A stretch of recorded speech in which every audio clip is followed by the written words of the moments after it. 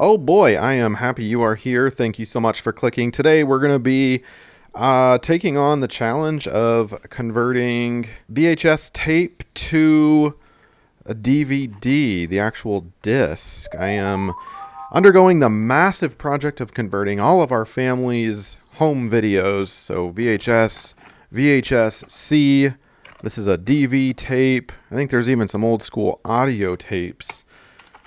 Oh my goodness, increases my blood pressure just looking at all of this. So we're going to be just converting some tapes to the DVD disc. Now, the first step is, and I'll talk about pros and cons and obviously how you do this, but the first step is just making sense. If you've got a ton of tapes, just get some organization happening, right? Put all the discs together, put all the audio tapes together, put all the VHS tapes together, and whatever else you may have, stack them up, section off part of your home or whatnot for this, because it's going to probably take you many weeks, if not months, to do.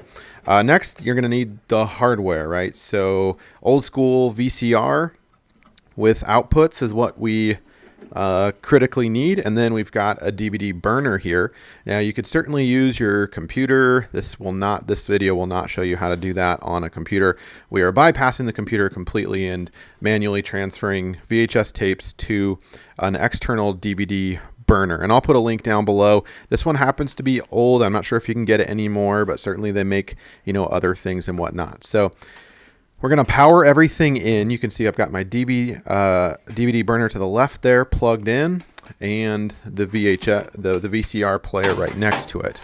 Those are going to be important that they're close together because you'll need to connect those with the cable. Now on the back of the VCR, we have some outputs and inputs, and I'll kind of explain to you what we're going to do. Now, because there's no display on the VCR or the DVD burner, we need to attach this to a screen, right? So it would be really helpful if you had a TV close by, and we're going to attach the TV using this antenna cable, just like that, because we want the signal to be actually passing through the TV so we can actually look up and see what is being played, right? I suppose that's not critical if you just want to do it blind, but I don't recommend it. So you can see where we've got things plugged in, the antenna cable on the back of the VCR, and then the RCA cables coming out from the back of the VCR and connecting to the input on the back of the DVD burner like this. So color-coded, plug them in, pretty simple. Make sure they are secure and snug. And then we'll power the unit on. And you can see the signal that SIG tells the unit tells you that there's actually a signal being read, which is kind of nice. Okay, so this, if you don't have a VCR, if you're dealing with, another type of old school camcorder, whether it's 8mm or a DV, I've got two cameras here, and they both have some cords that were included with the camera years back that allow you to plug it in with RCA cables on the back on the other end, and we can plug that into a TV. So instead of a VCR, you do have the option of using this. I'll make separate videos on how to convert these VHS compact tapes and the DVD tapes as well, so don't worry about that now. I know it's overwhelming enough, but it is relevant here, the VHS-C tapes. If you have these compact tapes, you could use the adapter to plug it into to actually put it into the VCR. Or again, if you have another type of old school tape player, video camera, you could boot that up, and instead of using a VCR, you could transfer this to a DVD, the DVD burner as well. So I'm not going to get into the details, but it works the same way as your VCR. Basically, you put the tape in, press play, and then that signal will be transferring to your DVD burner. Okay. So back to the VCR. We've got the tape in the VCR. Make sure it is rewound all the way. And then before we play around with the DVD burner, we're going to make sure that we can see the actual signal coming up on the TV. Good. So this particular VCR, we click the little switch that says channel 4, and you say if find channel 4, and hopefully that through the antenna cable is connected to your TV. So that just gives you a visual, obviously, on what it exactly is being recorded, right? Okay, so next we have our RCA cables connected again already from the back of the VCR to the DVD burner. And we'll power that on.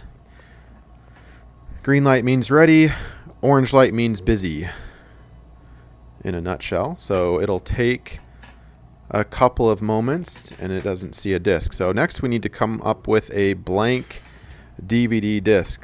These are the ones that I like to use. They're DVD plus R. I've had bad luck with the other ones. And each disc holds, I think, 4 gigs or something like that.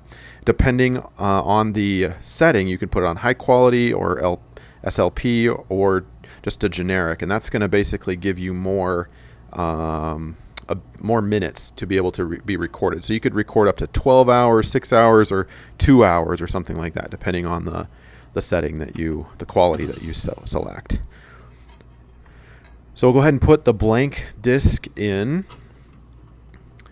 just like that. Close it up, and it will take a couple of minutes to kind of load it and get it all ready to be burned. So it's actually doing some prep work to the disc. What exactly? Who knows? But it'll let you know when it's ready. Okay, so loading. You'll see the orange light.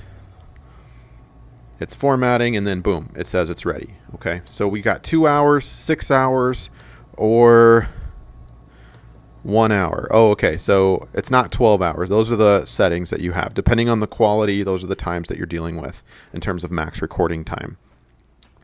Okay, so let's get this baby fired up. We'll go ahead and click play on the VCR, and then we're going to hit the burn button, the record button on the DVD burner. And it is as simple as that. It will actually start to burn whatever is being played.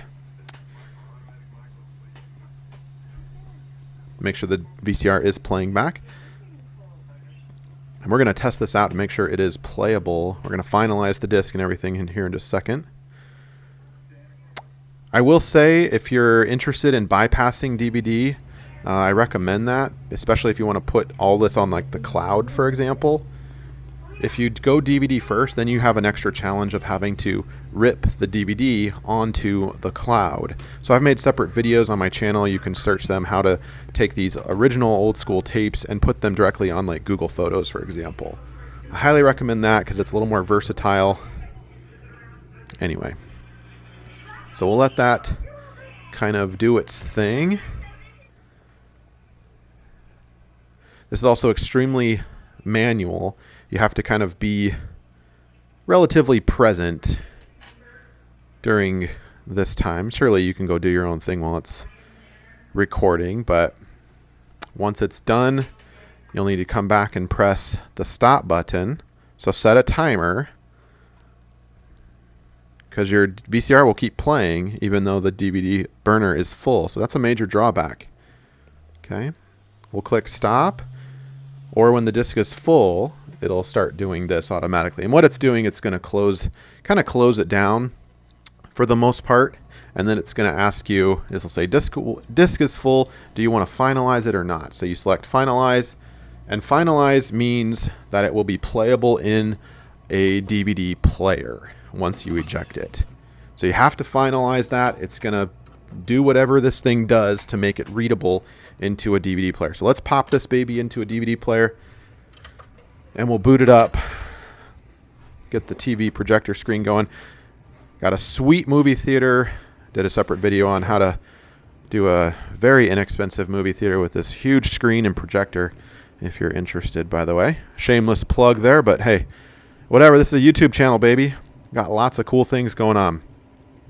So you can see here, it loaded up. It's got a generic kind of screen, and when you click it, it does play back perfectly, so with sound and all that good stuff. So this is how you do it, VHS to DVD, one possible way anyway. But again, I can't emphasize enough, in my opinion, it's worth bypassing the DVD option altogether and just going from tape to digital or tape to the cloud. So again, search my channel if you want to know how to do that. It'll save you, I think, an extra headache, unless your end game, of course, is having everything just on DVDs, which maybe it is. That's why I made this video, because that might be your end game here. So in that case, you would put that DVD into a protective sleeve and label it accordingly and store it in a cool, dry place, or wherever it is you're supposed to store these DVDs. And you can continue on to the next, or continue with that tape or the next tape by putting in a new blank DVD. And that is how you do it. Good luck with your project. You got this. It's going to take a long time, but little by little, try to do a couple hours every day, and before you know it, it'll be done. Thank you very much again, and hopefully this has helped you out. Click the like button and subscribe to the channel if it has. Thanks so much.